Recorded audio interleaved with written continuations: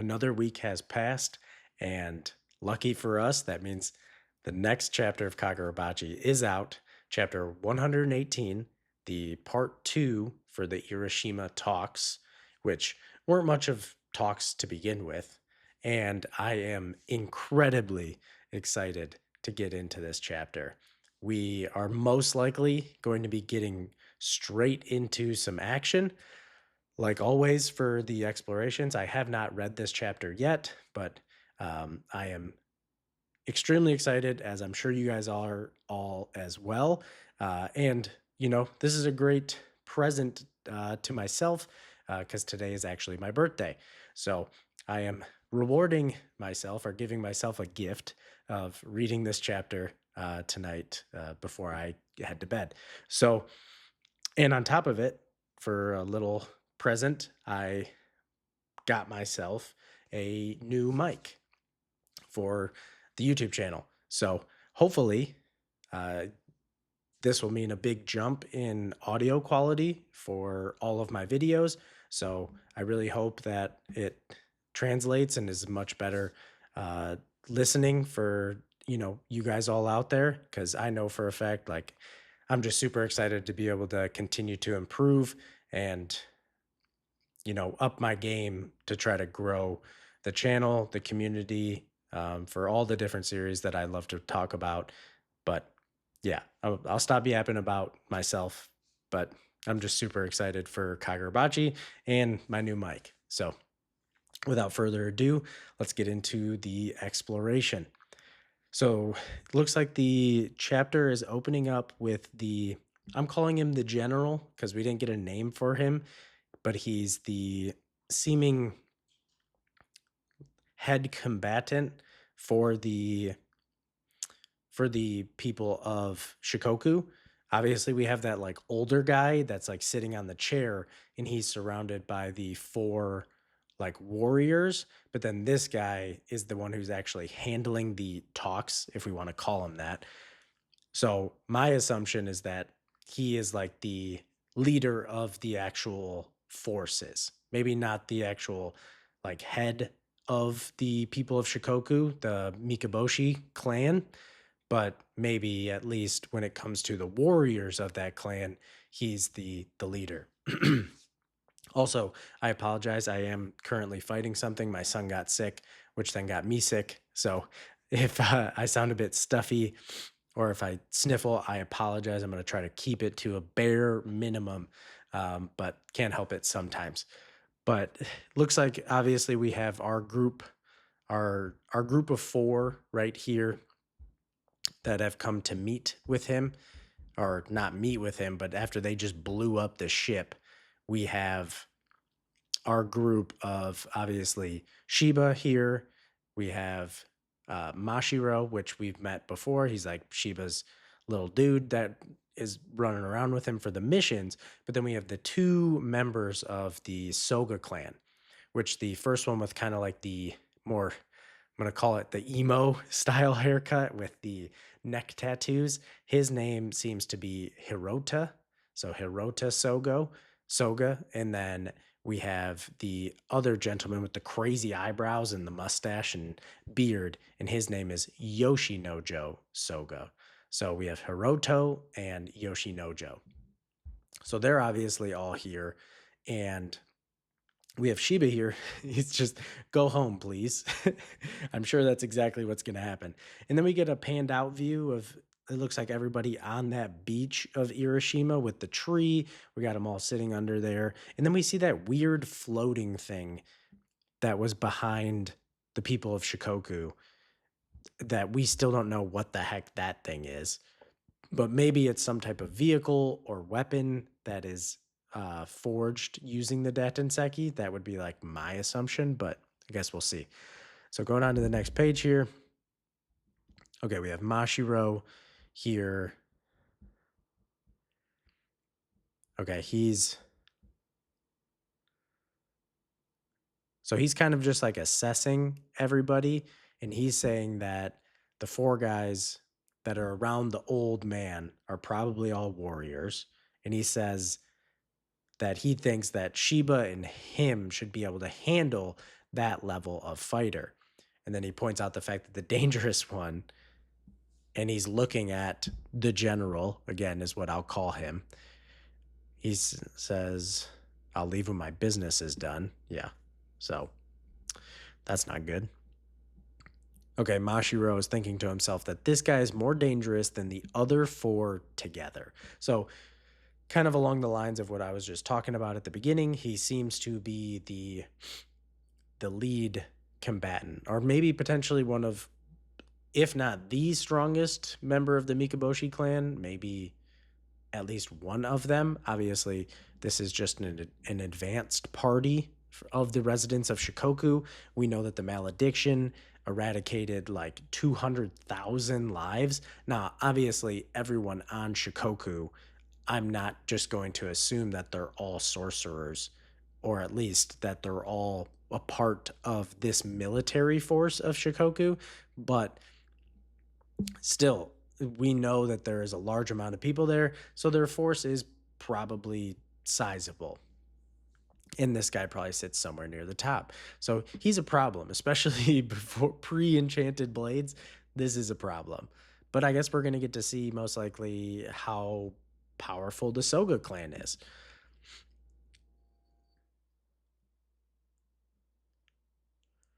Okay, now we've got Chiba here. They're basically saying like they just can't allow this guy to move around freely, which, hey, makes complete sense.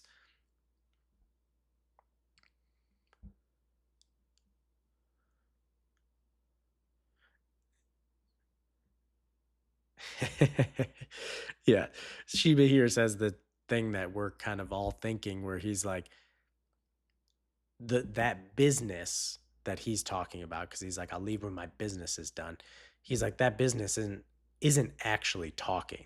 Like, we came here to talk, to have a conversation, and you basically just laid out demands that ended any potential conversation whatsoever. And he thinks to himself that he has so many questions, but he'll start with that. And then he says Mikaboshi to this man. Okay, let's see here. You know.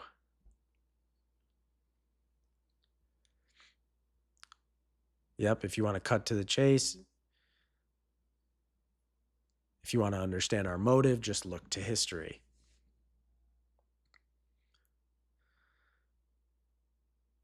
So obviously, the fact that the Mikaboshi clan was driven almost to eradication, what was believed to be eradication, but actually were driven off the, you know, out of the country of Japan and apparently into the sea. And Shiba says, hey, don't move too much or the gentleman here will cut you. So, and it shows both of the Soga clan members, so Yoshinojo and Hiroto. And just given just, like a nice, warm, friendly, Yoshinojo's like, how do you do? But this guy is completely unfazed about what's going on. Okay, and here this guy's going, we are the Mikaboshi. Your ancestors chased us off. We hid in darkness for over 1,000 years.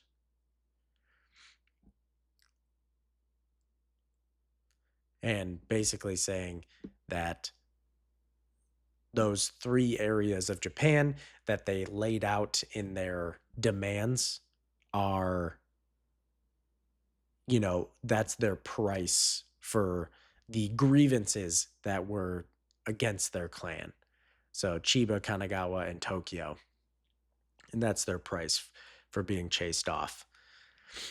And he's rummaging through his pockets, and she was like, hey, like, obviously he had said, bro, you don't want to do that or else you're going to get cut. And he's taking his hand out of his pocket with like a small blade, and his fingers are gone. Okay. So they were not messing around when they said that. And it was okay, so it was Hiroto Soga, and he says, "Next time it'll be your throat."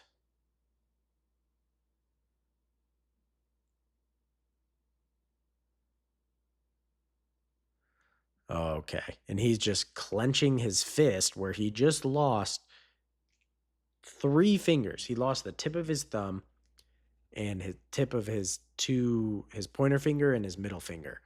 And he's just squeezing it with the blood. And he is stating that the ore that they call Datinseki, they pray to it, it protects them, and they coexist with it, like speaking as if it's its own entity. Because to them, he says, it is our God. And we've got action. Okay.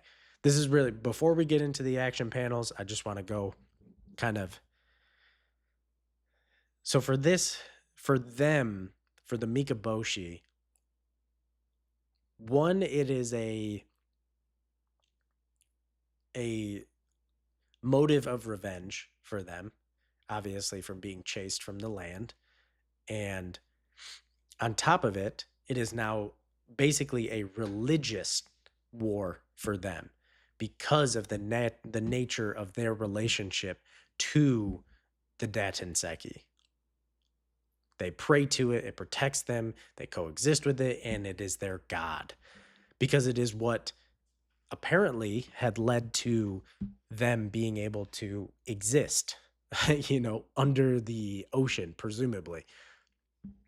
So that makes it so much more. We know from like our own human history, wars fought over religion.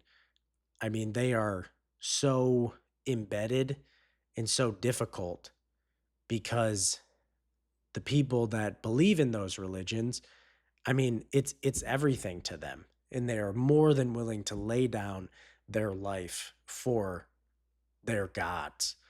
So this is obviously not good. Okay, we're getting into some action. What, man?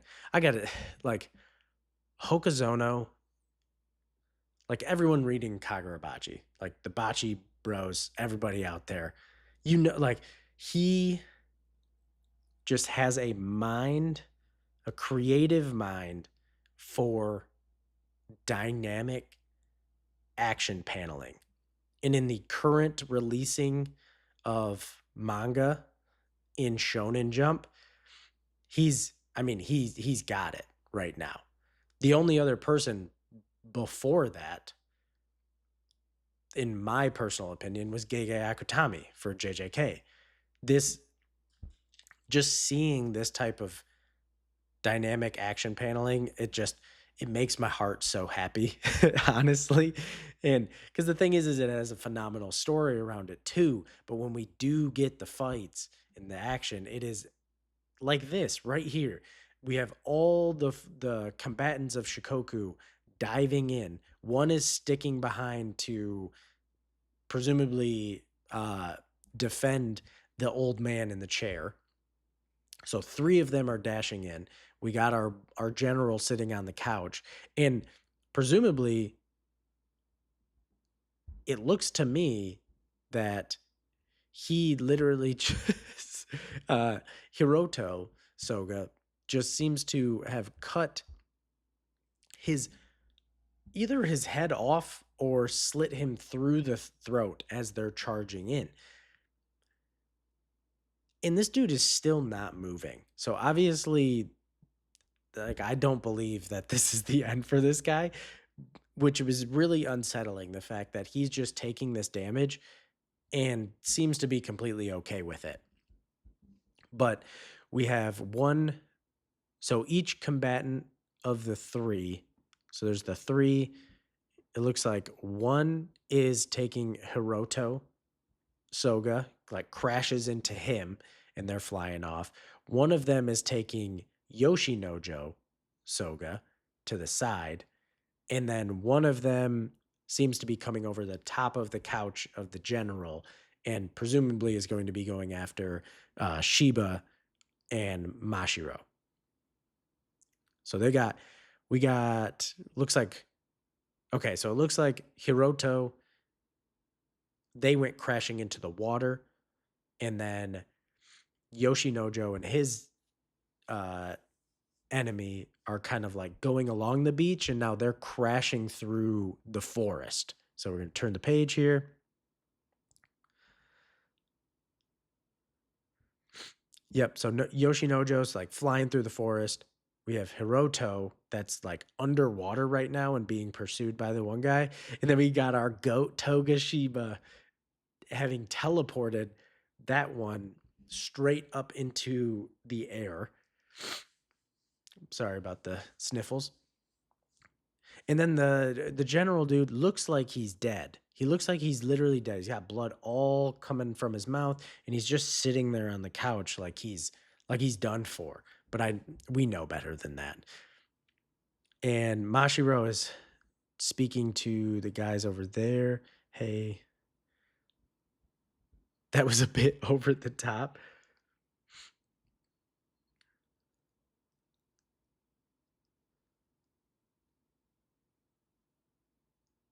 Okay, and the guy that's behind that's was staying near the old guy, he's got the black kind of spirit energy smoke coming off of him.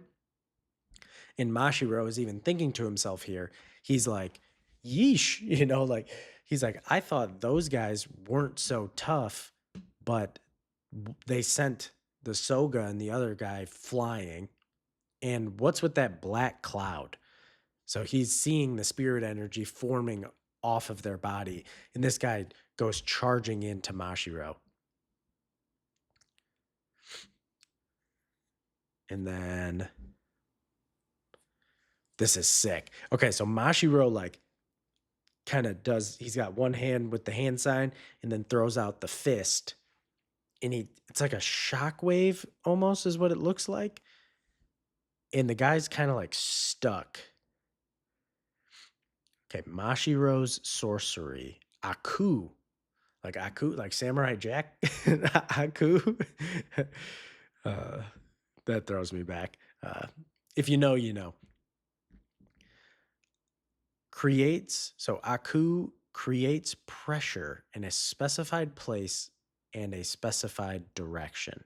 So he's sending out like a pressure shockwave almost. That's pretty sick. Okay, but then we have the guy from Shikoku saying Kura, Kera. I would say Kura. And it seems to be forming what looks like a wasp. So it looks like a wasp's abdomen with little wings. So the insects, again, talking about the Mikaboshi. And I can't see that black energy and then the insects without just immediately thinking of Akimura and the Shinuchi or the Magatsumi, and just thinking of all of his abilities. And it just pierces right through it. Yep, that sorcery, it looked like a bee. So Mashiro kind of jumps up to evade the attack, and he's hitting the guy with pressure shock waves from like omnidirectional, like all around him, which is sweet. But the guy just straight powers through and rocks Mashiro. He manages to kind of like block the blow, but he gets sent packing into the sand. And Mashiro here is thinking like inhuman strength and speed. So this is exactly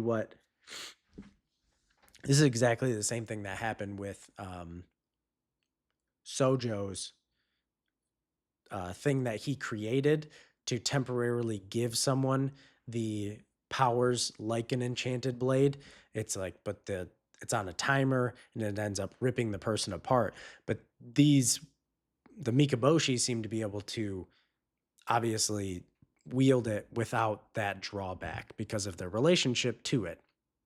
And we see another Kura or bee or wasp, whatever we want to call it, piercing down. Mashiro just dodges. Oh, but it gets him in the thigh. But we see the guy coming around from the back. crashing through the whole beach. Oh no, come on. No, man, he can't die already. The guy's got him by the throat. He's holding his arm. Come on. You can't like we just I was saying like kind of in the last chapter because I don't think this is gonna go that well because of how much of a advantage the Datinseki gives the Mikaboshi clan. But it's also and at the same time, we don't see Mashiro in the current timeline of Kagurabachi. So like, ugh, I'm worried, but I'm gonna have some faith in him. I don't think he's gonna die just yet. Also because Shiba is here, and I don't think Shiba would let his buddy die. At least not yet. So okay, he's noticing. Okay, in their collar around their neck, he has like a jewel of Datinseki.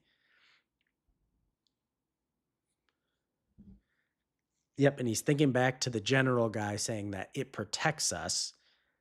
So now Mashiro is putting the pieces together of like, don't tell me that he's actually using the power of the Datinseki, something they have not figured out. They can wield it, its power that surpasses what the human body can contain. There's no way we can win with normal attacks. And we see him, there's like a glint behind the Mikaboshi warrior guy. Oh, and it looks like his blade that Rokuhira forged is being sent by a pressure shockwave. Oh, yo. Okay, I was. Let's go. Okay, I had faith in Mashiro. I did. I was a little worried, but I got to remember that this is like the smallest team, but like also, at least for our guys in Japan, these are like the cream of the crop. So I gotta, I gotta, I gotta give him credit where credit's due. He just decapitates this dude. That is so sick. He's using the pressure to basically it's basically like telekinesis the way he's using it. That is sick. I'm very impressed with Mashiro here. And he says, then again, I do have this. Because he says, there's no way we can win with normal attacks. And then he does something that is very much not a normal attack. So, oh, that is sick. See, and he said, yep, I had the blade hidden in the sand clouds. And he's thinking on Shikoku, he's like, how many people live there? Are they all hostile like these guys? Because he's thinking, like, if the place is crawling with guys like this, they're in trouble. Because clearly they are the cream of the crop for sorcerers right now. And it's like, but if these are just basic level combatants for the Mikaboshi, that's a problem. That if you need like top tier dudes to dispatch basically their fodder, not good. But now, so he's kind of thinking on that, and then he's seeing Hiroto. Yeah, I gotta remember Hiroto. He's seeing Hiroto come out of the ocean, and this gives me full on. If you've read Bleach, this gives me full on Kenpachi vibes. After he defeats a bunch of the Stern Ritter, and he has them stacked up on his Zanpakuto as he's like approaching Yuha, who wasn't actually Yuha at the time, but whatever. But this gives me full on Kenpachi vibes right here. Love it. I don't know if it was an homage, to Kubo, but regardless, it's a sick panel. So obviously he dispatched that guy, but he's got some wounds on him and he's kind of huffing a little bit. And he says, no more ocean stuff. Fair play. I would not want to fight in the ocean either.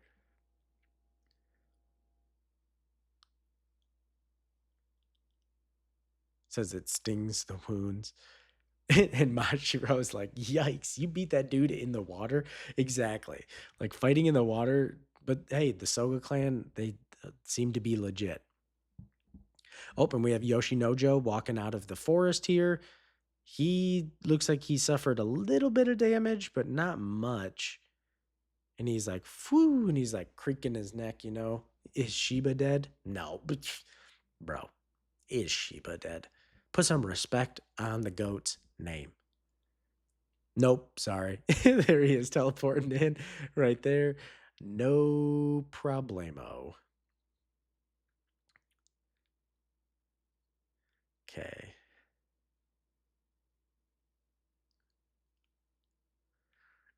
And Mashiro is pointing out the fact he's like, just nicks and scratches. Like these guys are total beasts. I got a lot of broken bones. So clearly, of the four, Mashiro seems to be the low guy on the totem pole. Clearly, still exceptionally competent, especially considering how young he is. But the other three, they're pretty legit.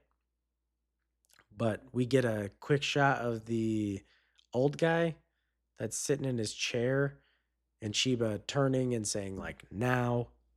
What is this? So, Irishima conference testimony. Okay, so this is now in the future.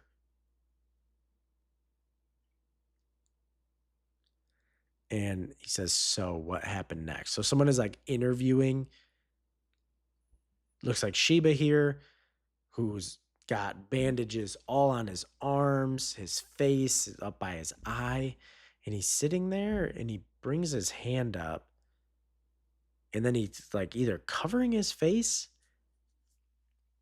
What is he doing here? Is he like thinking on it and he's gonna throw up? No. Like, is he gonna throw up?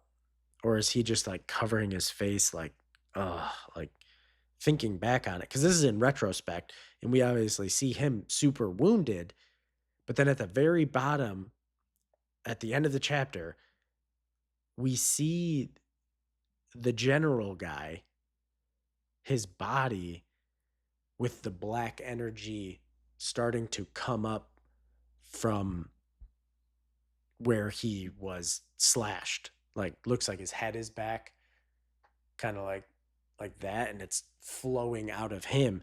So clearly this dude's about to come back to life, basically. And I'm assuming it's gonna go really bad. And just because of the nature of Sheba's teleportation, like he gets out of there, but uh I don't know if anybody else is making it out of this situation. I really don't. Wow. Okay, this is not good. This is not good because this is something that like in manga,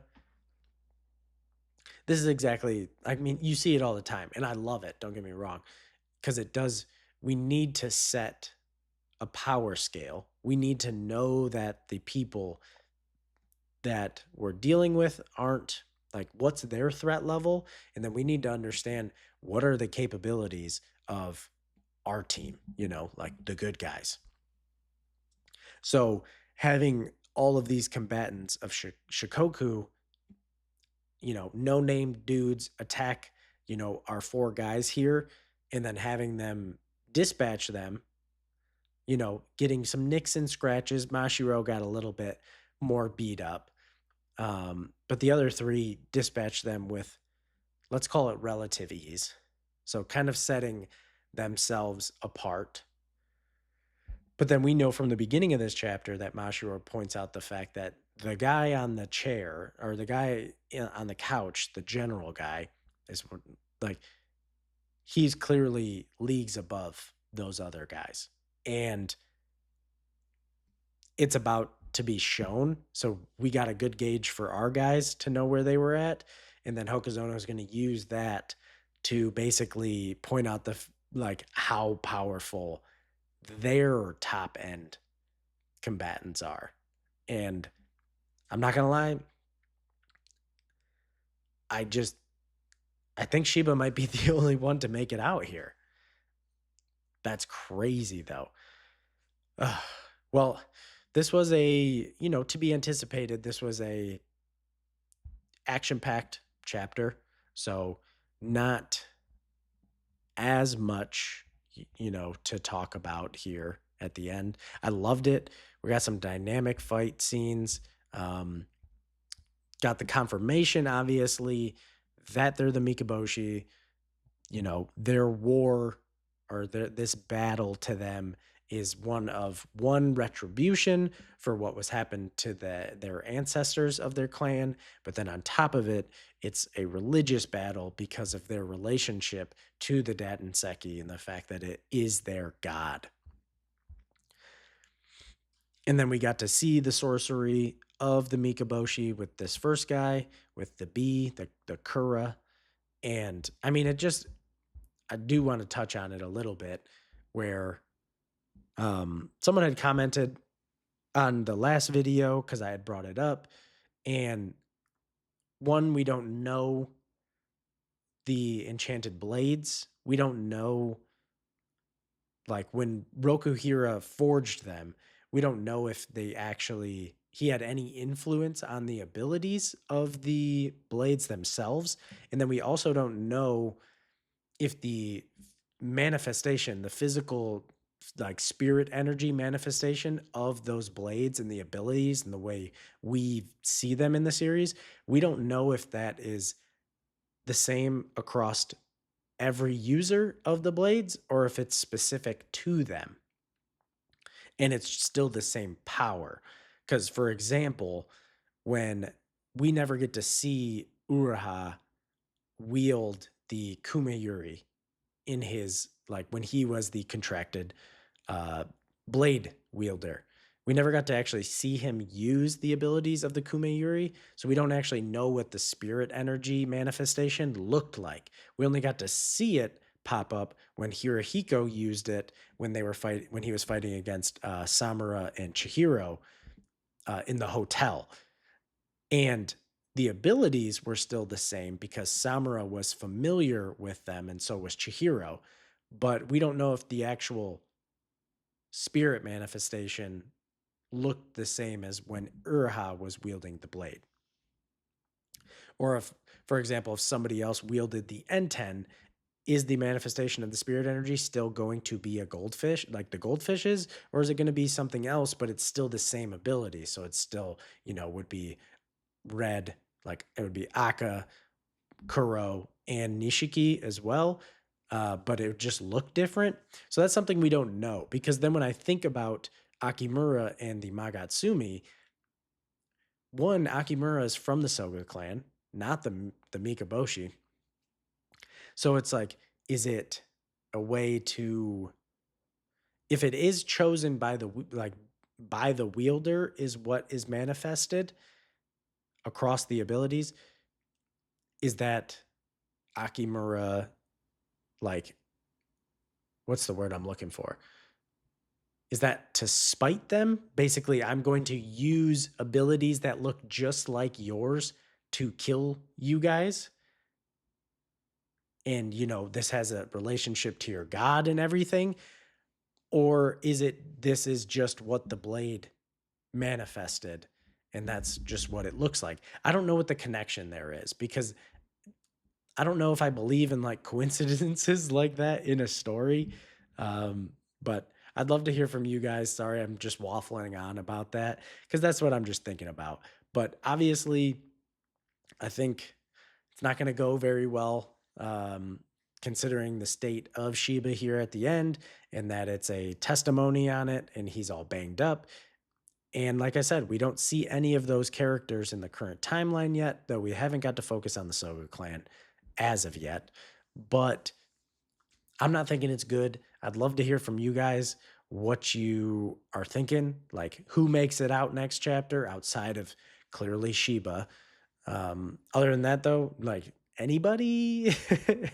And on top of it, just let me know if you think the audio is good. Like I said, I got a new mic. So just let me know because I'd like to get feedback from you guys. I'm trying to iterate and improve things as I go. And so this mic was a big upgrade for me. So I'm hoping that it is a nice, crisp sound, not much of an echo from the area that I'm recording in. So if you could, just please let me know. I would appreciate it greatly. And I appreciate your presence here for this chapter of Kagurabachi and the exploration. It was a great one, as always. So I hope you guys have a great day or night wherever you're at, and I will catch you guys in the next one. Peace.